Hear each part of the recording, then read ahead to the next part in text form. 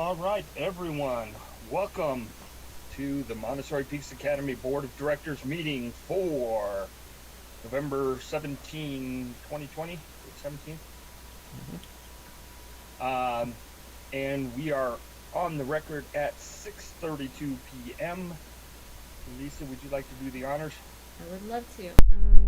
See, we have Brittany Horseman, Brandon Smith, Christina Grant, Robin Morrissey, Lisa Myers. I see Carmen Center, Becky Springstead, Beth McDonald, and Jack Llewellyn, and we have a quorum. All right. Take note of the Montessori Peaks Academy mission statement and move on to community comments. And included in community comments, Lisa, do you want to talk about? Oh yeah. Maybe in Mr. Bryan's report too, but I wanted to share that I hope I'm not stealing Mr. Bryan's thunder. Miss Jill was awarded an outstanding remote teacher award. One of her parents nominated her, and I just wanted to call attention and maybe start our meeting off with something positive. And huge shout out to Miss Jill and all the staff, but that's a celebration to be noted. So Mr. Bryan has details. I'll let him share that, but I thought that was worth. Oh, I don't have any more details than okay. That. I do know a parent nominated her, and I do know it was with the Colorado PTA and I believe I want to say McDonald's, but maybe I'm getting that wrong. Yep. And Free Nuggets. There we go. And so that's a huge honor. It was a surprise to her, and just a shout out to all our teachers who are making it work. So that's a great celebration to start our meeting off on. and at the primary level. Yeah. I mean, that's even like, wow, that's awesome. Yay, Miss Jill. If you're watching, Miss Jill, congrats. Yay. Any other community comments that anybody has? Hearing none. And by the way, I didn't hear any disagreement to the thought that I had sent out with the agenda, which is let's keep this one kind of streamlined, kind of focus on what Brian and the staff needs, and anything that we need to catch up on, we can do at the December meeting, where hopefully we don't have quite as many pressing operational things. Not that we want to put off everything, but again, I think there's a little bit of fatigue on everybody's part. So with that, and not hearing anything else on community comments, let's go to Brian's principal's report.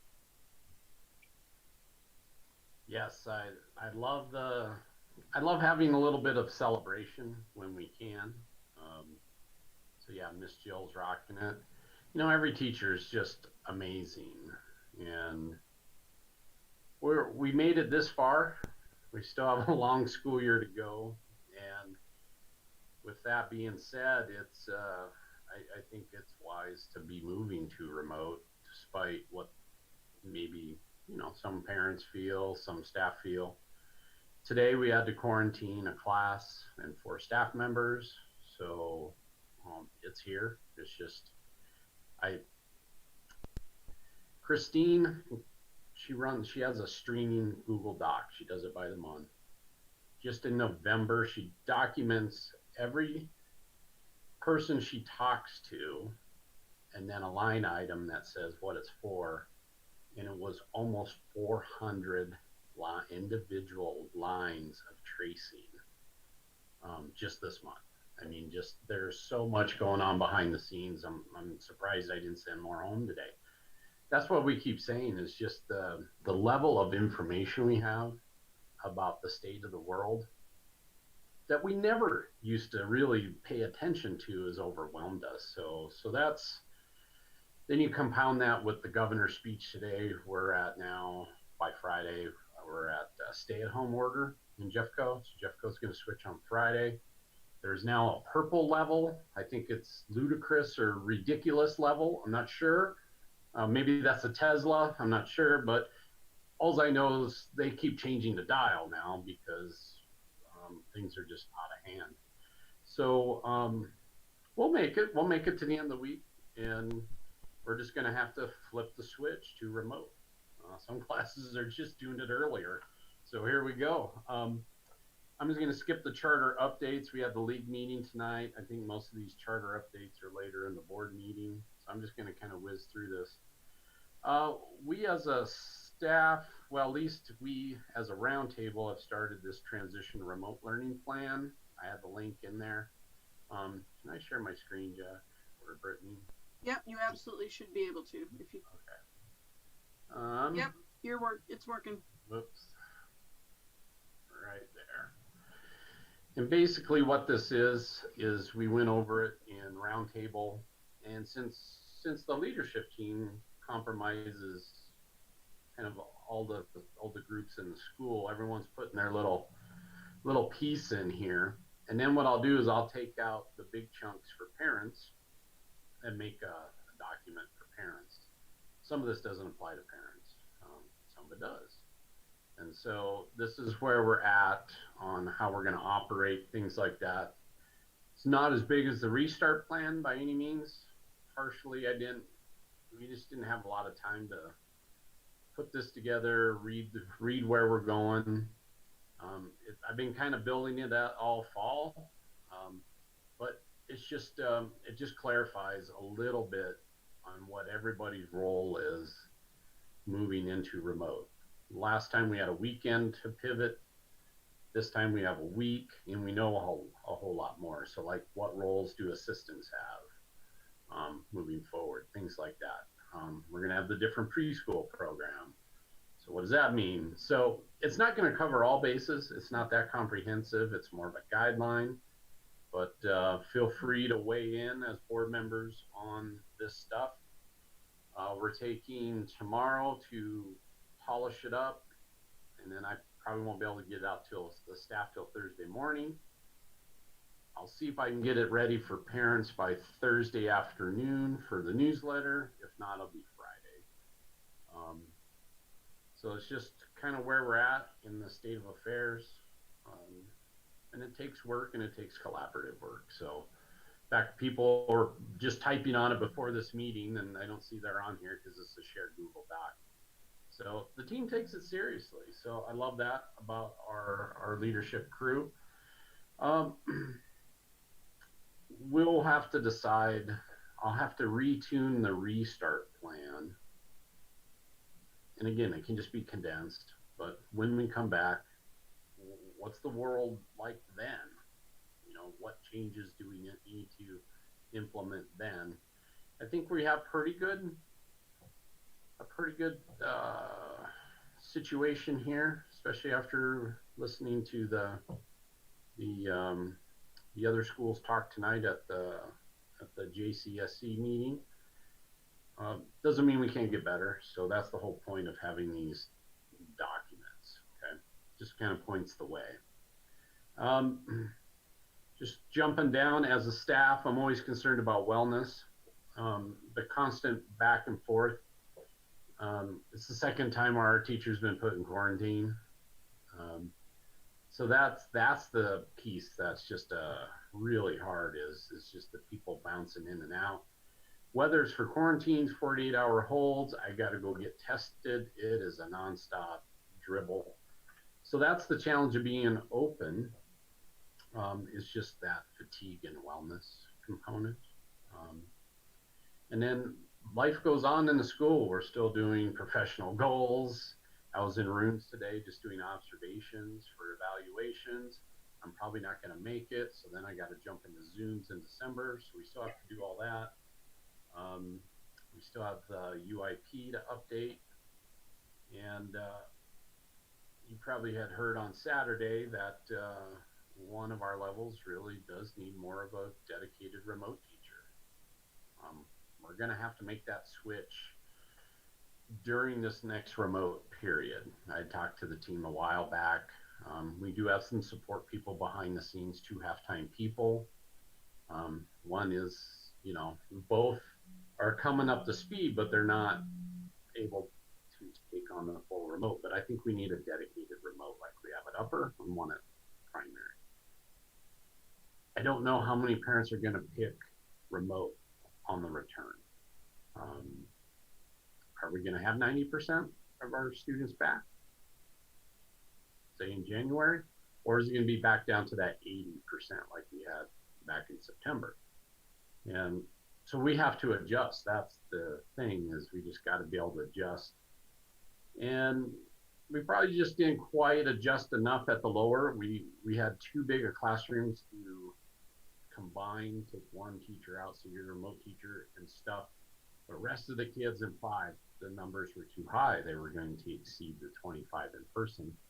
So our only other choice was either supplemental part-time people, or we'd have to hire a completely new person, which was a tough choice since we're running such a deficit in the budget at this point. The same question still here is, how do we help alleviate this problem at this level, and how much money are we willing to spend to do it? Maybe there's a solution, I don't know, but we are making plans to move forward on creating a dedicated remote person for that level. There's just no way around it. Okay, the world is here. We got to make it happen. So I just want you to know that's been an ongoing process that has never stopped. Thinking about it, it's just hard to find people to pull it off in that full-time capacity at this point. Roundtable helped narrow down for the SAC committee. We're going to write 3, I might combine it into one emotional well-being goal, social emotional goal for the Unified Improvement Plan. It might be 3, haven't decided yet, but we're looking at a goal area in respect, one in integrity, and one is in effort. The way this works is you write these goals. Every February we do a survey through the district, make your voice heard survey. So it's a reliable survey. And then we'll just have monthly themes like, hey, the month of January is Respect Month. Here are some activities to enhance that. Tina and I talk about this stuff all the time. And so she's got some resources. I got some resources, and between all the levels, we can actively teach integrity a little bit more than we're doing and really focus on it as a school-wide. Same with effort and same with respect. So that helps with the UIP, and it also helps us move some of the needles on a survey. But most importantly, students are telling us we're struggling in a few of these areas, and it helps address their needs. That's the most important piece. So we're working on that. Roundtable also talked about, we decided to, and Robin jump in too at any time when I'm talking about this, and Amy, we're gonna take the lead in making sure we check in with staff members, especially when we go to remote. Some people have to be at home with their families, or they're in quarantine. So now they're not in the building, they're not a visible presence, they're at home. And so those of us who will be working out of the building, we're here. So we really need, we had this discussion, how can we check on the staff? How can we, there's 65 of us, you know how long it takes to write 65 little personal notes and things like that. And if people aren't here, they're not going to check their mailbox for gifts. And so we had all this big conversation. So we just decided we're going to divvy up the staff, and each one of us takes on about 5 people. And it's just in a small little cohort, there's a way to check on each other, kind of a pass it forward theme. And so that way each leadership member has their eye on 5, 6 people. That's much more manageable than everyone trying to keep an eye on everyone. Okay. So we're going to come up with our own little wellness plan and just help each other. These are the tough times. Every school year, November, December, tough. And then through the spring, you kind of come back out of it. It's just kind of the flow and rhythm of schools. It's just compounded big time with COVID. So I love that plan. More details to come. Down in the professional development hasn't changed much. We still got those 2 mandates on us. Teachers are doing a great job. Some have already finished the QPR, that suicide mandatory training. Some teachers are about halfway through, I've heard, on the READ Act training. Some are farther, some are just starting, but they really, they need time to do that work, and that was a good call on our last in-service day. But there's more to do. There's been a lot of buzz. Oh, we're going to extend timelines on this stuff, but nothing official from the state level, at least on READ Act. So we will have to figure out that January 5th day. Is that an in-service or a furlough? Probably next December, or this December at our next meeting. We don't have to decide it tonight.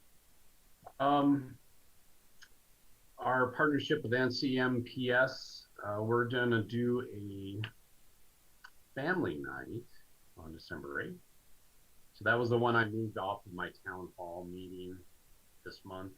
We just weren't ready with that group to have them jump in. Plus, I really wanted parents' attention. Boom. You know, and explain the lay of the land in front of us as far as a possible school closure and just where the data sat. But Beth and I meet with the NCMPS on Friday. We'll tweak that night. I think also at the same time, we'll front load it with kind of a family talk, professional talk by these 2 people from this group. And then after, at the end, I think we're going to do some breakout sessions where if you're a primary family and you got a kinder, you want to hear about all the things that will happen moving up. So kind of the why stay at MPA kind of theme. And so then the same thing goes for any kiddos or parents who have kiddos in lower. They might be transitioning up to upper. So this is our chance to talk with parents. And it's ironic, it's the same day that Enroll Jeffco opens. So we want to do these kind of breakout sessions and really talk about what, you know, the strengths of the programming, tweaks that have been made in COVID, things that we're working on, things to be excited for next year.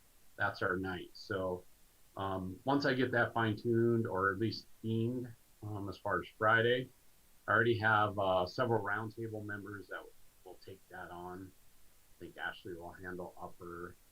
I've heard Laura will handle lower. We'll figure out primary and things like that. So we'll do these 3 breakout sessions. So I'm excited for that. I don't know if you had a chance. Some of my links weren't working in my principal's report. Sorry about that. But you know, the work moves on, despite being a year of challenges. Through NCMPS, there's this child study program. And basically, it's the Montessori version of multi-tiered supports for students that every school in the state of Colorado has to have some type of committee or group of teachers. It's better if it's got teachers and parents that talk about struggles of students. Not every kid qualifies for services. A lot of kids are kind of stuck in between.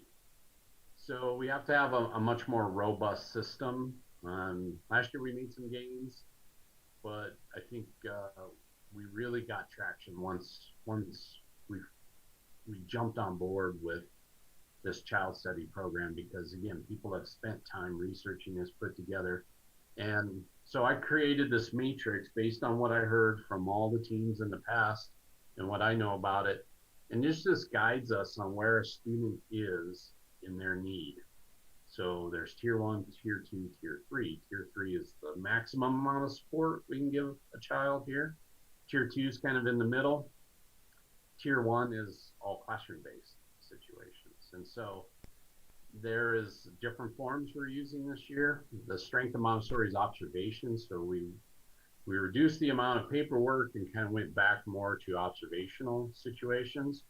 And then we have some more strategies, suggestions, links down there. We're just trying to grab everything that we had from years past, and that looks like quality stuff that can be passed on to teachers. But the big switch here is you bring the family into the conversation in a structured protocol, not just a meeting. We have a lot of meetings, but a structured protocol that has strict ways in which people can share. What you're trying to do is get a little bit more of an authentic conversation. So like in the child study protocol with teachers, there's a part in the protocol that a teacher just has to sit and listen to the team talk. Okay. And there's a method to the madness, and that is sometimes you just have to hear things from a different perspective, because when you're frustrated as a teacher or you're frustrated as a family, you kind of get stuck. And so these protocols hopefully kind of awaken what's possible. And so that's all in tier 1. So that's a much structured process than we've ever had in the past. And then you can kind of move through tier 2. And a lot of it's just cyclical. You might start somewhere, move forward, and then you kind of have to swing back. But this is a great early attempt. That team ran on its own today while I was off at the charter meeting, and I'm excited to see what they came up with. So it's a much more sophisticated but yet user-friendly system that we're creating here. So I just want to let you know that adds a lot more parent involvement. We're going to be getting some operable windows. We used a lot of the CRF funds, right? Coronavirus relief funds. We added some windows in the summer, and then they've been on order for a while. And it sounds like maybe the month of November they'll get put in, because at some point we'll be back in the building and we need good ventilation. Other than that, that's all that's really been going on. We're trying to get a bird perch out in the garden, a couple of things like that, so that's exciting. We got virtual tours starting tomorrow, so Amy really spearheaded this. I have to thank her. She kind of put together the framework of the presentation. Then Lisa Myers then jumped in. We've had help from Beth, and so yeah, we're going to be launching our first virtual tours with parents who've signed up tomorrow. Amy, got any add to that, or Lisa? No, I don't think so. I think we're ready to go. We'll see how it goes. How many do we have tomorrow? Is it 4 or is it more now? It's 4. 4? Yep. Hey, start. And So we have we're gonna- 4. We have 4 for the next one in December. So There we go. So we're going to start running this. We'll figure out what works, what doesn't work as we move forward. Maybe we can add some more videos and more information as we go, but it replaces the in-person tour. The before and after day camp, or an extended day camp, we're still working on. Once we know tomorrow kind of our preschool staffing and how we're going to roll that plan out, then we kind of know if we have any leftover staff to roll over to a day camp model for the month of December. So all that should be communicated out to parents by the end of the week pretty easily. Just a lot of details to work through. Middle school planning, we have started this. I really have to thank Beth and Todd for really running with it. My focus has been elsewhere, so I've been in and out of conversations, and they've led meetings with upper, that includes assistants too, and they've really kind of put together, I asked them to put together like 3 pieces, like what's a basic plan, what's a middle plan, what's an upper, kind of a Cadillac plan or Lexus plan, if you want to say. And that's as far as they got. So there's kind of more of a narrative type version. And then I had Jana, who's pretty good at slide decks or slideshows, because she was part of these conversations too. Is there any way to weave in middle schools into the mix of a lot of these conversations, because could both programs benefit from the resources that we need to bring? And so she tuned it up, made that slide deck. And so not to spend a ton of time on it, but the basic is, there's a quick way to just throw something together, but there's cons to it. And that's kind of plan A. Plan B is taking our time, pulling in students into the design process, into bringing them and parents along for the ride of what the MPA North Campus could be and what the middle school program could be. So that would mean, opening up fall of 2022. I think it's highly unrealistic for us to put together anything quality just to grab a few kids for the fall of 2021. So I just don't know our staffing needs. I don't know what our enrollment's going to be. I have no idea what staff feel they have the capacity to jump on and do different things next year. We're really just struggling. We are so living day by day right now. It's really hard to, without significant funds, to bank on a solid plan. So we're really, as a group, we said proposal B is what we really want to take our time in, or C. And so it's for you to kind of think about. We want to pull this group together in December. Just understand that our first week in December, we're just trying to get adjusted to a new world. Maybe we can meet the second week of December if some board members want to jump in, and we can kind of deep dive it and get a little bit farther into the planning. But we've just really have run out of time to put anything viable together so that it hits the enrolled JEFCO on December 8th. That's tough. That is a tough timeline. You have to be prepared 6 months ahead, because the last thing we would want to do is say, hey, come join us. And then if we can't do the program, we just got a black eye before we even began. And then parents are scrambling to find other middle schools. And now they're late to the enrollment party. And it's just a bad situation all the way around. If you're not ready and fully prepared to deliver on a promise. We just don't think we can promise a basic plan yet. So that's what we're feeling at the moment. So back to that. So yeah, I still think it is a monthly meeting. We got to bring students. I think we need to gain traction and publicity by bringing students and parents into the mix in the planning. That is the goal in having already pre-purchased the building. Is what's the potential? Hey, let's have a meeting on it. Hey, let's go take a few kids in for a quick tour. Whoa, hey, that's cool, great.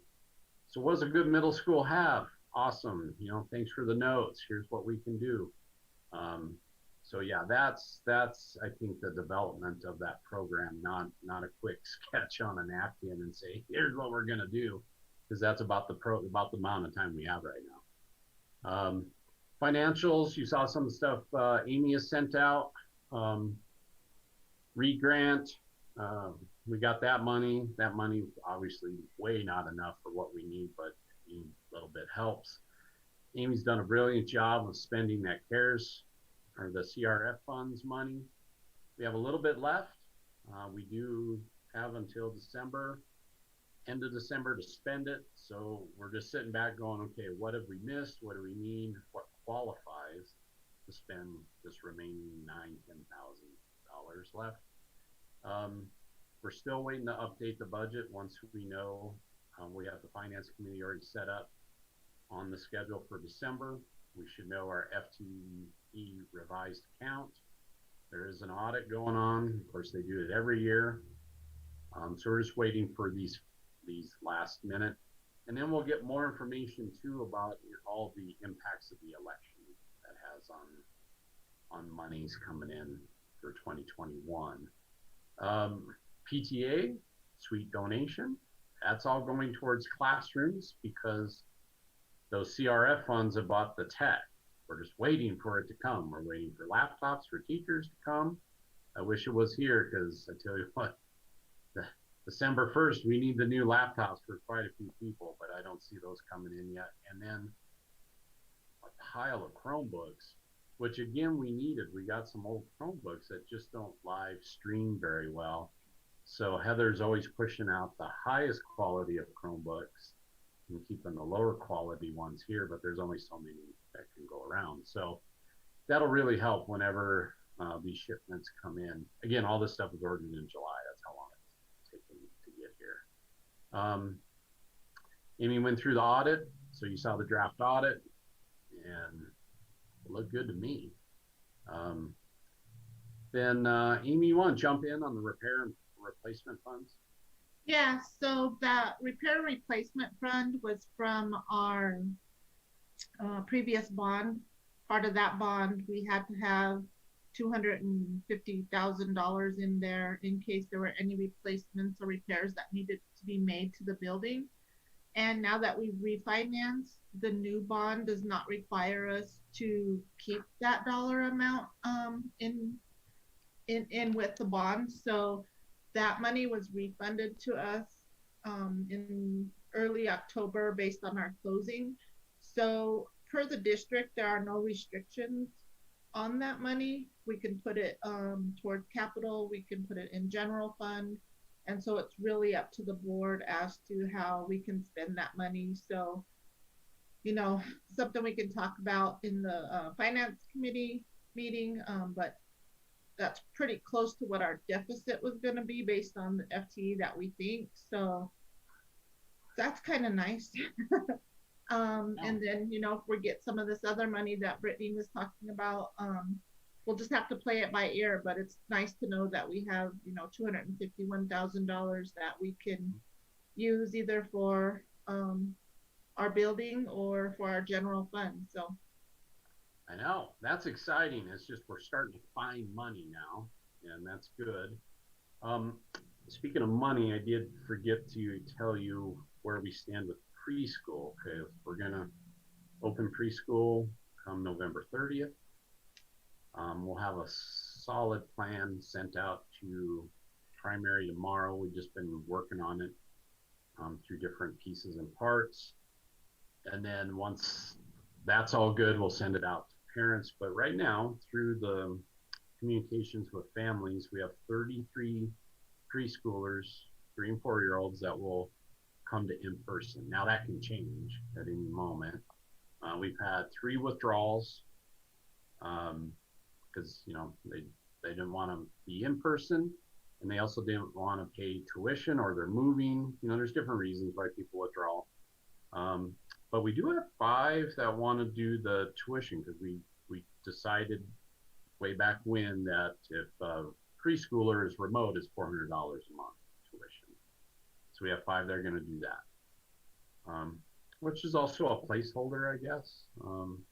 Some parents are looking at it that way. Other parents are looking at it because they might have a kinder and they got a 3-year-old, you know, get them learning at home. So that we're going to run 5 rooms to divvy up. We're just going to, our first plan is just to start the kids in their same room with the same assistant. All of our assistants are qualified to run the child care. So we want to explain to parents the slight difference between what leads bring to a room versus what the child care experience is. It won't be drastically different, but there will be, you know, when you don't have a lead running the same level of lessons, then there is a little bit of a difference. So we're going to explain that. Miss Jill and a few others wrote some pretty good stuff up. I'll get that out to parents. But that's how we're going to run that program. I think that's a pretty good showing in the middle of especially the bad part of the pandemic, that we still want to have 33 families or students that want to come and participate in person. So that's good. So like I said, those numbers can change. Future thinking, yeah, we got finance committee in December. We're probably going to have to make some kind of decision about how MPA will return to in person. So that's probably at some kind of meeting, last call kind of meeting. And then we had been talking about maybe kind of a mid-year refocus as a board. So I just want to put that out there. It's a lot to talk about for 2021. So that's it. Any questions? I know I'm always long-winded, but I always feel you need to know. Mr. Brian, I have a question on the preschool. Hmm. I think it's amazing that we've still got families that still want to be a part, my family included. In terms of, I just want to clarify because I think a lot of people choose Montessori Peaks for the Montessori environment. This is still going to be a Montessori environment, even though it's an assistant teacher. They're still going to have access to the works. They're still Right. going to have, it's going to feel very familiar. I just Right. want to clarify for any parents that might be watching. It's a prepared environment. Awesome. It'll be the same routines that That's they great. had. The lead is just torn now. The lead has to focus on Sure. kinder, and they need a private room to do those live streams. And so some of our leads have kids, and so when other schools close, they're at home. So, but the leads will be connected through showing up. Some will show up in person. Others will be connected in other ways to the room. That will always be in the communication stream with parents. So we'll never leave an assistant on their own. That's great. Thank you. Yeah, sure. Thanks. This plan, it's always great to be able to review that, and when you get the parent one out, share that to parents too. So I know a lot of work went into that. Thank you. I had a question. I saw preschool and all these things. I didn't see anything about special education in there, and it came up at our meeting tonight about what that looks like, whether there's a definition, a kind of criteria that's being used. Can you talk a little bit about that? I can't say too much. I'm meeting with SPED tomorrow. So we have always a standing meeting on Wednesday. Last week when I met with them, every IEP is different.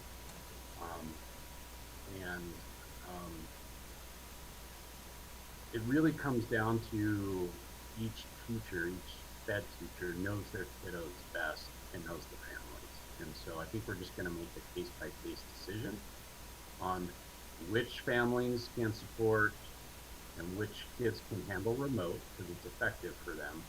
And then other kiddos might need to come in person and do what they need to do. But we have to talk as a team and we'll figure that out. I don't think it's a blanket thing because everyone has an individualized plan. And so that's what we got to take a look at.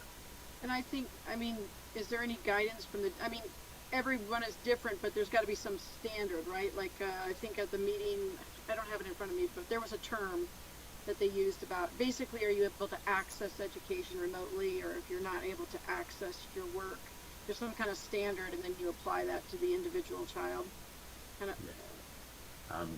Erin Frank, our SPED partner, she's been in contact with the teachers, and so she's doing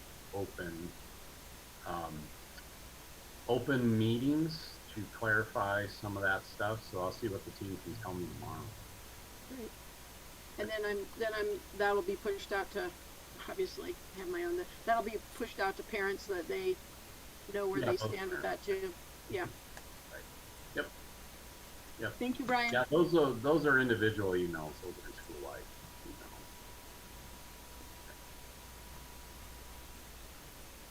emails. All right. Thanks, everyone. As always, thanks, Brian. Okay. Well, actually, one of the things, and this goes to what Christina ended the meeting on Saturday with. I'm assuming, Brian, that if there were ways that we could support the teachers or support what they need in the classroom or whatever, you won't hesitate to tell us. But I think that came out in the meeting, that beforehand. There's just everybody feels a little incompetent at the moment or impotent because there's just nothing. There's so little that you can do and so much that you want to do. So I guess that's just, Christine, if you want to jump in or say anything, but, if there's stuff that teachers need, if there's stuff that you need, if stuff that the staff needs, we will figure it out. Sure. We I've been cutting bead bars, laminated bead bars, that's going to go home to all the primaries. There are beads. I've been cutting and cutting and cutting, and I'm happy to help. But if you're a parent who's watching, reach out to your leads and say, let me take home some lamination. Let me cut. I've stapled handwriting notebooks for lower L. There is some, there's, and it, if it takes a few hours of our time, that's a few hours that those teachers get back to other things. So I think there are some, I'm hoping there are tasks, and they've actually been willing to take us up on our offer to help. So that would be the thing I would have piggybacked to as well. Like, I know that there are parents out there who wish to help, who will find that time, but I know that the teachers, I think, have been living in a state where they don't even know what they need to ask for, or right, and maybe it's not their go-to for some of them to ask for help. So I'm betting, right, there's a lot of parents out there who want to help as well. There are 8 concurrent viewers on the live stream, so there are hopefully a few parents among that who will chime in. I'm watching the chat. Cool. Honestly, it has been absolutely beautiful. The community has come together. You guys have reached out and found what we need, and thank you. I'm curious about the tech that hasn't arrived yet. Do you have an ETA on that? And is there any way that we should maybe try to fill in some of those gaps so that everybody has what they need to start on December 1st? The ETA of the Chromebooks is mid-December, and the ETA of the laptops is the last week of November, next week or the week after. So okay, that's my latest update on those. Yeah. And that's a universal thing. Yeah. I mean, you can't buy stuff at Best Buy. A lot of things. Can't. So. No, I hadn't tried. So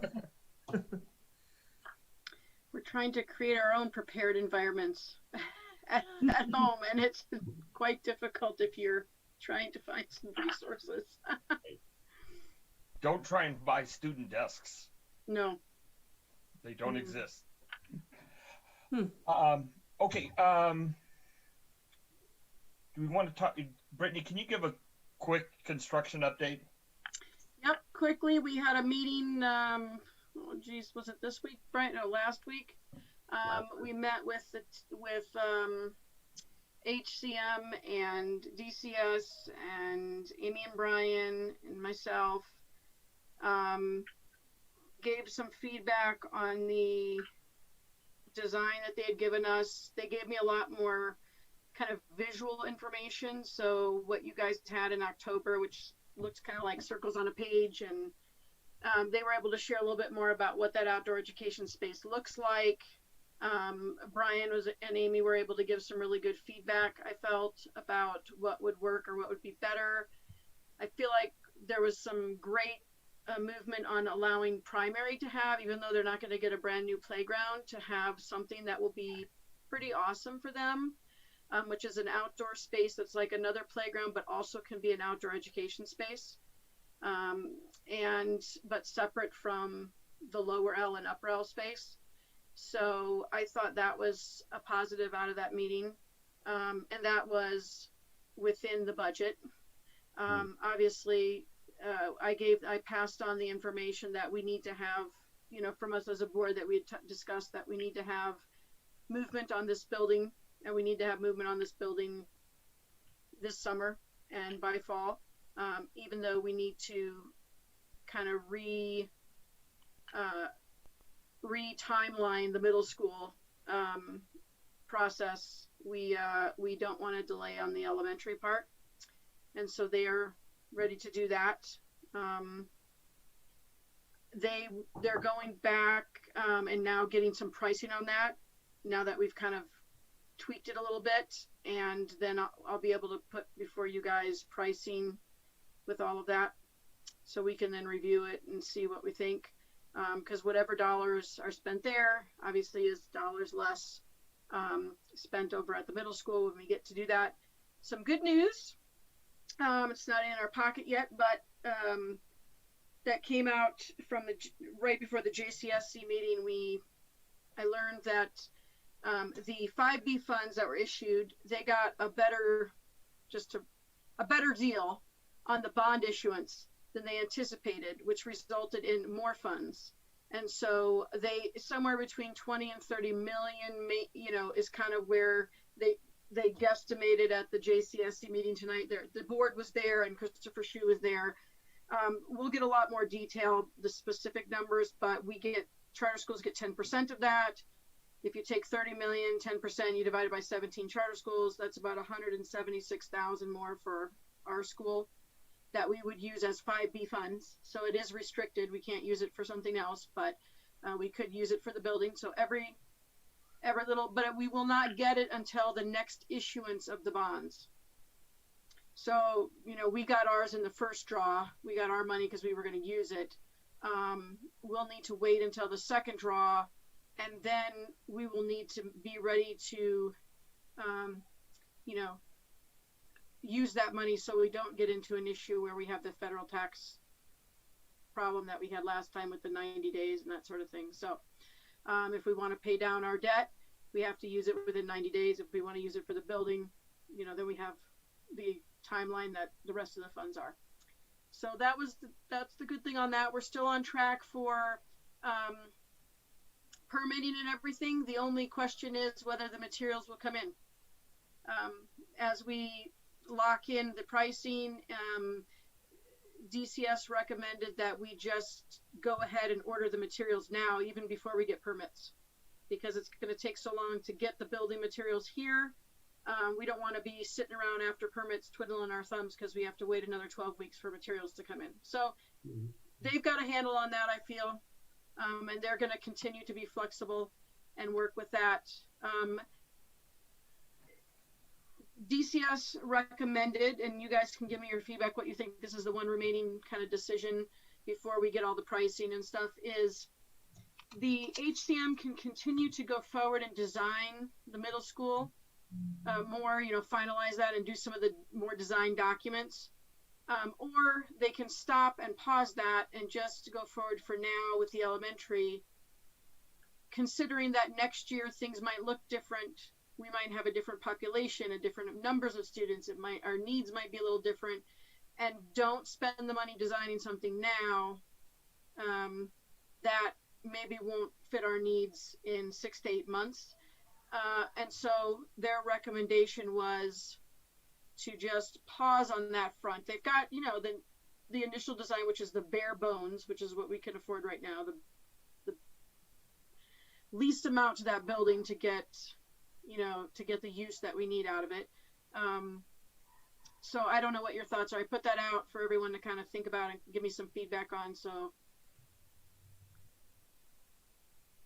when would we need a design if we're targeting fall of 22? We know.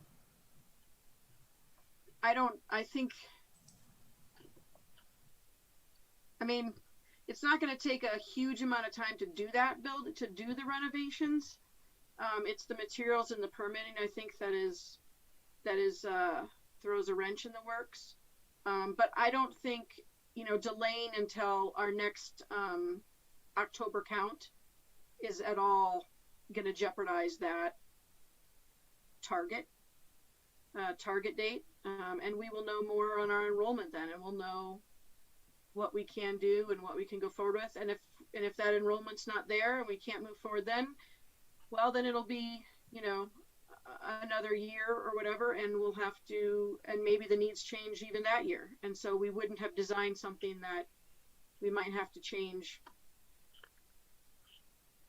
Yeah, I think I agree. Makes a lot of sense, especially if it's not going to jeopardize our target year. I don't think it makes sense to do it now and then redo it. And it's basically the design documents, the construction documents we're talking about. The design is kind of there, and whether you add another classroom or put in a door or something, that's not a significant, change.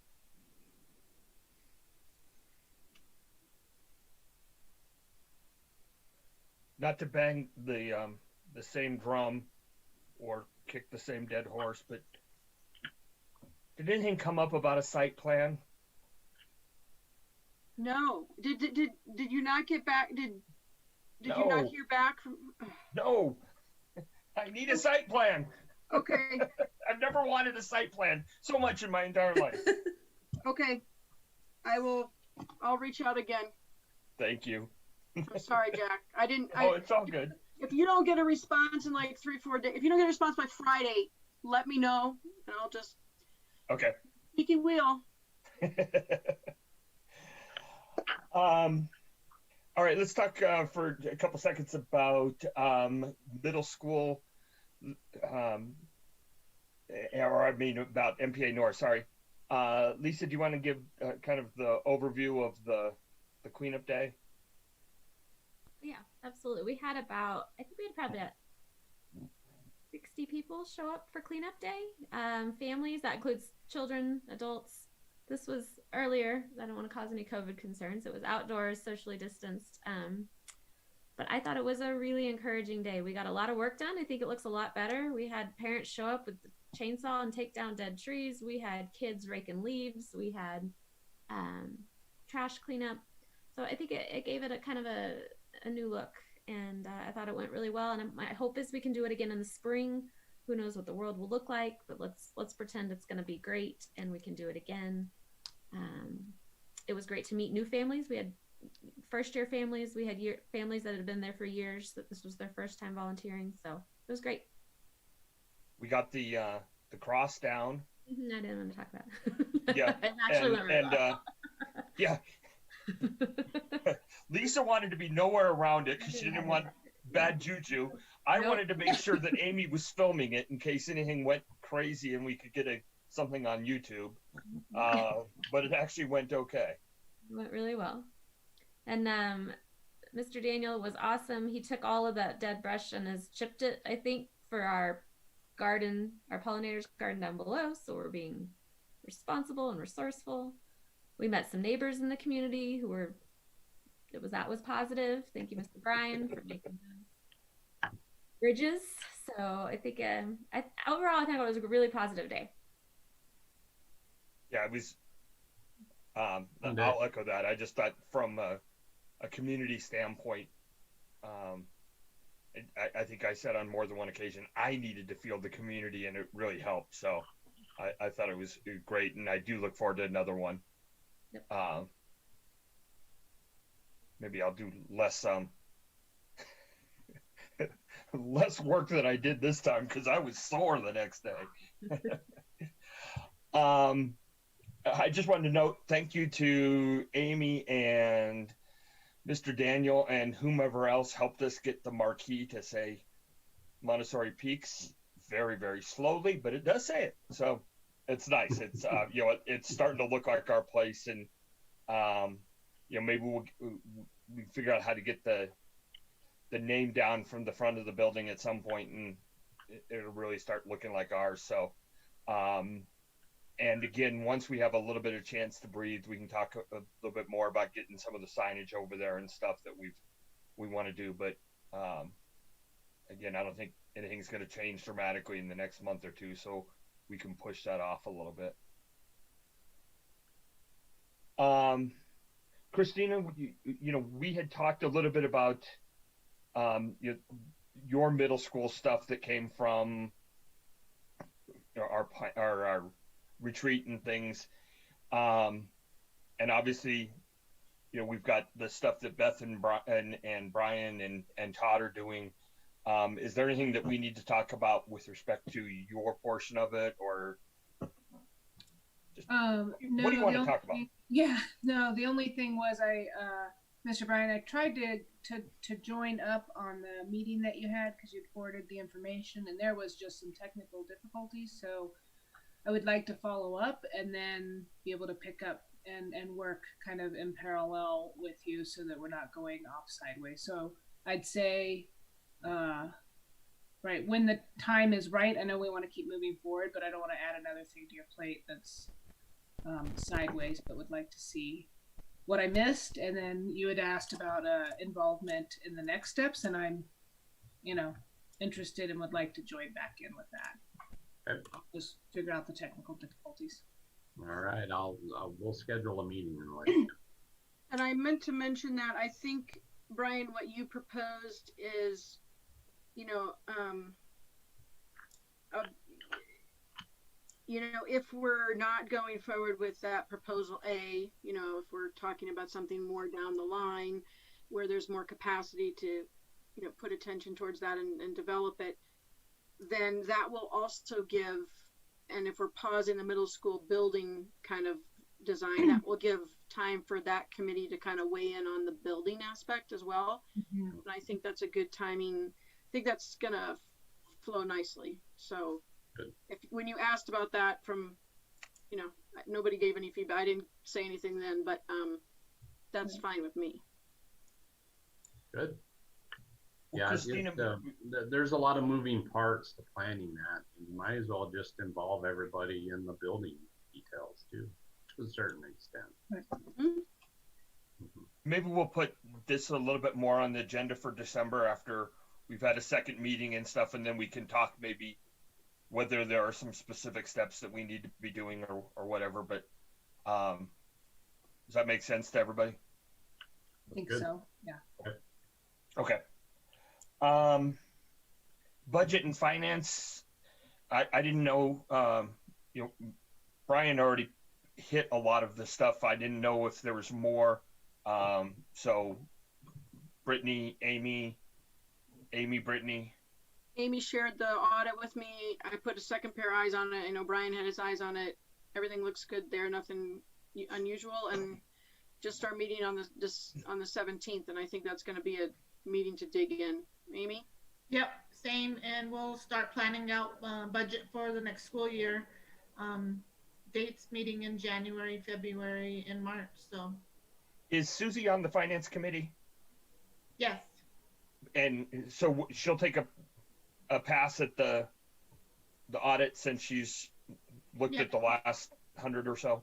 yeah, we sent it to her. Okay, I assumed so, but I thought I should ask. Yep. Okay. I know we tabled a lot of our discussions for the count to come in final in October, and then I think we were planning on kind of revisiting where we were at and if there were adjustments that needed to be made and how the new space is going to impact our overall budget. Is that what you're still working towards, is kind of figuring those things out? So it probably won't be till December or January. Yeah, we don't have a final FTE yet. Yeah, probably not until mid-December. Oh, okay. And FTE's full-time enrollment. That took me a year and a half to learn. And I thought it was assessed in October, but maybe it's assessed in October and then we don't get our final adjustment until December. Is that a theory? Yep. It's government, you know. It can't move too quickly. No. But nothing that we're seeing that we need to take action on now. No. Do we No, need we're to just waiting. decide? Do we need to decide what to do with the 251,000 today, or does that wait until that revised budget and all of that? I think Yes. we'll talk about it in the finance committee meeting once Okay. we have the FTE and we kind of look at everything. Okay. That I Yeah, think that'll usually- give us a better picture of all the needs, and then we can bring the priority to you guys, kind of see what you. Yeah, I was just gonna say, you know, usually the more we can let the finance committee get into the weeds and then come with recommendations and things, the better off I think we are. So, okay. Are there committee reports that we need to talk about that we haven't? Zach? Well, we did meet the first week of November, and we went over the survey that was given to the kiddos, which is a pretty cool perspective to see things from. I have to say, we've not taken that approach so far. So it was pretty cool. But mostly more to-dos came out of that meeting. Like Brian, I know, is working with the roundtable to come up with a socio-emotional goal so that we can next time update our UIP. So I think, we are planning to meet again in December. And, we'll know more then. It was kind of just a data analytic kind of meeting. So I also left my minutes at my office, and I'm remote now till January. So I might make a trip back and send those to you. So, but probably not till next week. Nope. Well said. You got it. Any other committees that need to report? Nope. Okay. Monthly meetings and things. Brittany, do you want to give the shorthand on the JCSC? I don't know if there was much to share. I shared the money thing already. Christopher Shue was there. Basically, the theme was that despite what Governor Polis might indicate in his statement, there are significant operational challenges with regards to just having people there to be with your children to teach them. And if they're just going to be in a classroom with nobody there to teach them, you can't run a school that way. And so that's a big challenge. And then Brian, thank you. Brian got on and shared. There was a sharing of perspectives of schools that were 100% in person, schools that were doing hybrid, schools that were doing remote, and everybody, principals from those schools and some board members shared what was successful, what they'd learned, what hadn't been successful, what was challenges, and it was nice to hear that. One thing I did get out of it, which is the next thing on the agenda, next attendance update, was as we go to remote, several schools commented on the strength of their PTA in keeping their community as a community and allowing parents to pool resources and interact in ways that they could support each other and the staff during remote learning. And when that question was posed, it was pretty much like our PTA carries the ball there. So I put that out there as something that maybe we could help encourage the PTA, help support them, see what's going on. How can parents connect with each other? How can they know their emails or phone numbers or whatever it might be so that they can share PE time or socially distance appropriate, but share resources of cohort groups for remote learning or whatever it might be that parents are looking for. So that's, Jack, did I miss any? No, I just wanted to add two things. I did think, the explanation from the district of, why they made the decision they did was helpful. And it just shows that, everybody's going through the same thing. He was great. He said, his kids were miserable when they told him, he doesn't, his wife's a teacher. He doesn't want her not teaching. She doesn't want to not be teaching it, but it is what it is. And I thought that was helpful. And I was really impressed with Brian's presentation because I thought, maybe being slightly biased, but I thought we had more, kind of specific things. Here's what we've done to try to stay open, and real concrete, tangible steps. And the one thing we didn't get a lot of, in my mind, in the overall discussion was concrete steps. Mm-hmm. There was a lot of, well, it is what it is. We're doing the best we can. Mm-hmm. It's a new world. Most things will change. Well, yeah, okay, that doesn't help. And I think there were people who were really impressed when, Brian said, we've been full-time in person other than those, that first week, and we've had 2 cases, and I think that was impressive, and so I wanted to make sure that everybody was aware of that. People were taking notes, so when Brian was talking about what they do every day and how that goes, I saw a couple people actually writing notes, so it was very nice Thank you, Brian. Sure. No, I just really wanted to compliment parents and the staff, but I think how we pulled together as, I mean, we're not a neighborhood school. We have parents, very wide scope here, but yet the same commitment stands. And so that's a big testament to what we do around here. And this staff's super dedicated and the parents have been. It's just, it comes down to a point where so many dominoes have fallen. We just don't have enough operational pieces to keep pulling this off in person. So we'll get back to it. This will plateau at some point and we'll be back to it. So yeah, I thought it was a good meeting, but yeah, you're right. It was a lot of an hour and a half of talking. So. Jeffco, Brandon sent me a recap of some of the apparently very long Jeffco board meetings. It was only about 14 hours this time. Yeah, and if there was hazard pay for the board, you would get it, but there's not. So, are there any? I'll send what you sent to me around. I didn't Okay. get to do it before the meeting. Well, I But sent is there it to any- you just a few hours before the meeting, so. I still should have gotten it out, but No worries. are there any 2 or 3 highlights you want to hit, or you just want to send the email? They're dealing with stuff, things that are anecdotally interesting because we all know Susan Miller, but nothing that was really earth-shaking that Brittany didn't already cover, in that we're getting more 5B funds. So that was mentioned a couple days ago. But that's it. And by I'll the make way, sure- if you want the 14 hours, there's a spot on the board that's coming up, the 5th district. It's in our area, so if that 14 hours. Yeah, Ron sounds Mitchell enticing- resigned.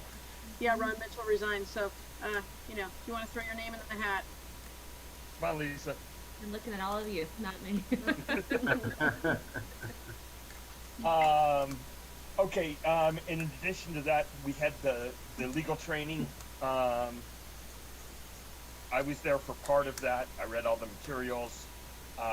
Becky, did you attend? I did. Yeah. So it was the first time, just being near the board, I've had a chance to sit through the materials. I think for some folks it was a repeat, but really gave a good baseline understanding of kind of the basic structure of the meetings and the communications and how to really keep transparency. So it was good. And A lot of hope. say that if you missed it and you wanted to catch it, they recorded it. So we can always share that out to the rest of the board if you'd like to. Yeah, and the written materials are really good. Yeah. She did a great So, job. yeah. I think Beth was on as well, and I think Carmen had a chance to attend, so a few of us were there. Okay.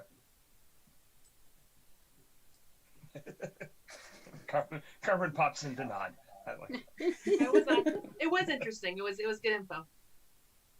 Yeah, and it was relatively quick, which was nice. But yeah. Okay. Do we need to talk? We kind of skipped PTA, but I think you covered it, Brittany. So I would be everything's Becky, separate. Becky has some maybe. Okay, sorry. Right?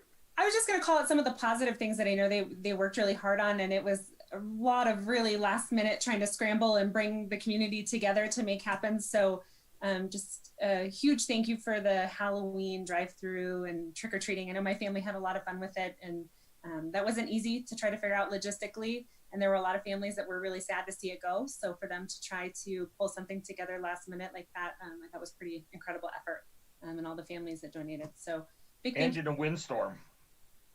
Yeah. To boot.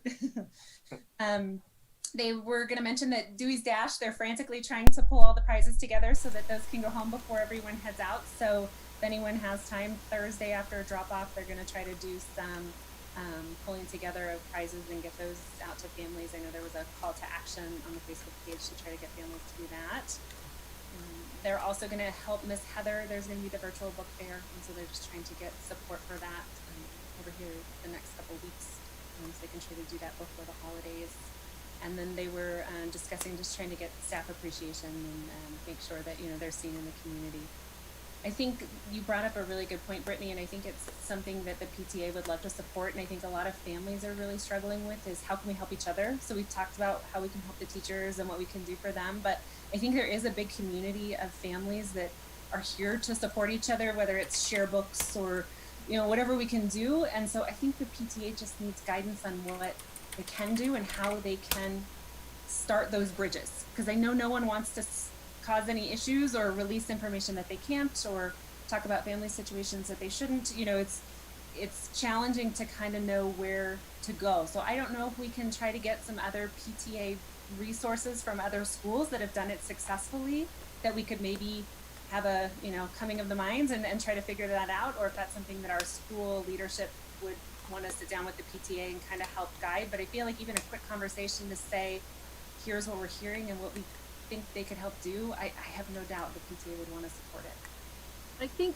Brian, was it Woodrow Wilson that has they have a parent council, which is their PTA. I think it was Woodrow Wilson that spoke at the meeting.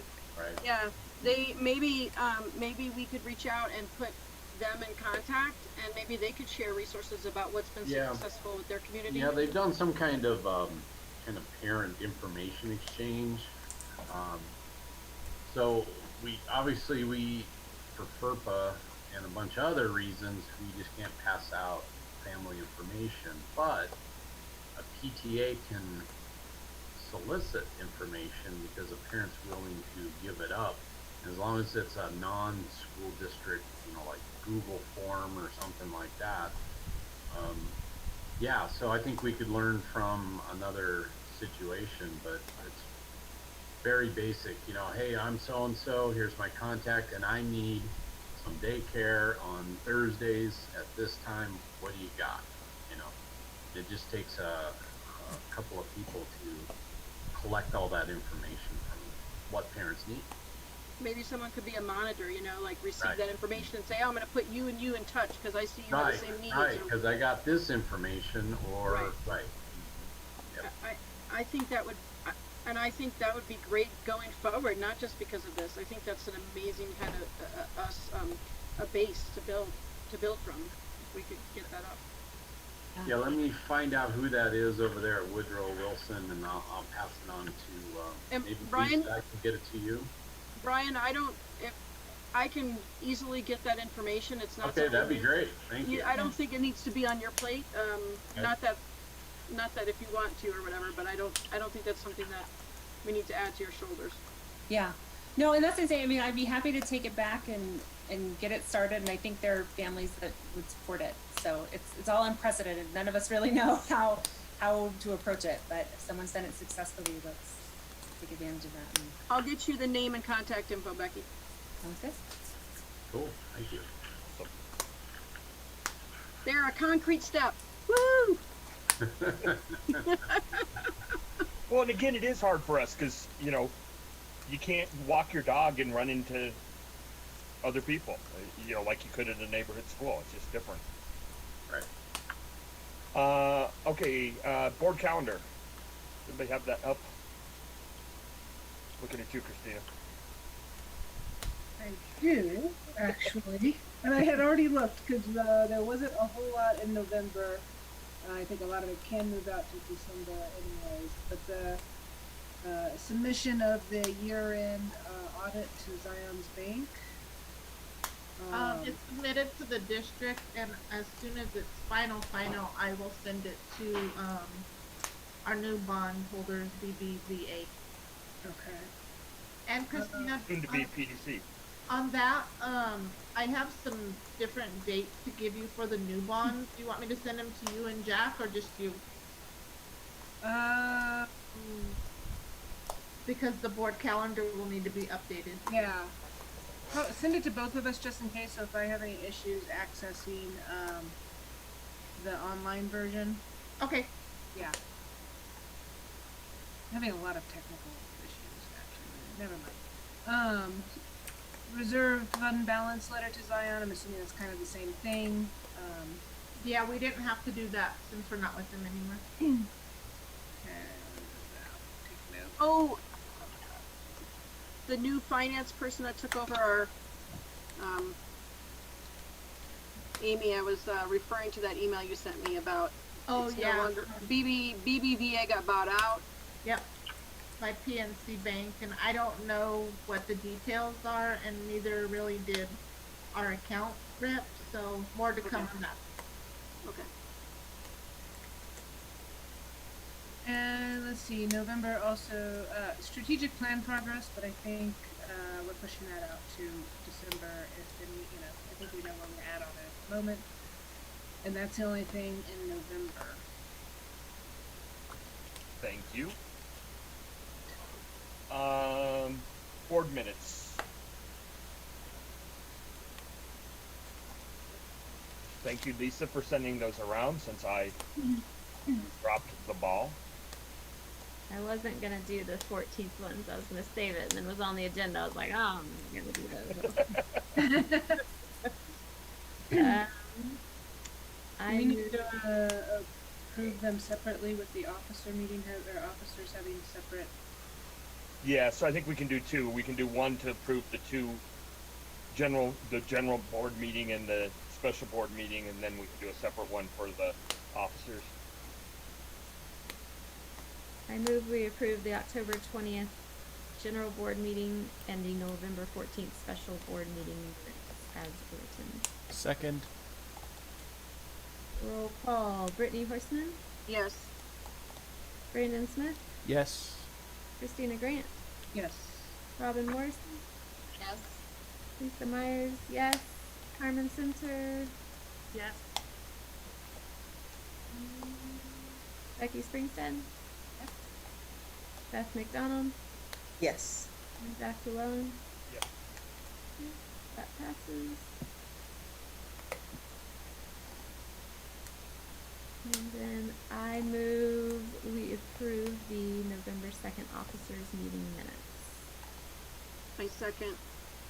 Okay. That's the Brittany Horseman, Yes. Christina Grant, Yes. Lisa Myers, yes, and Jack Llewellyn. Yes. All right. All of those are. Moving on. Hold on for a sec, Christina. So ready. So again, there was a conscious decision here to kind of make this streamlined, in addition to the fact that we had, a meeting on Saturday, which again, I appreciate everybody's willingness to meet on Saturday and to be present and participate and stuff. And I know that it was helpful for everybody.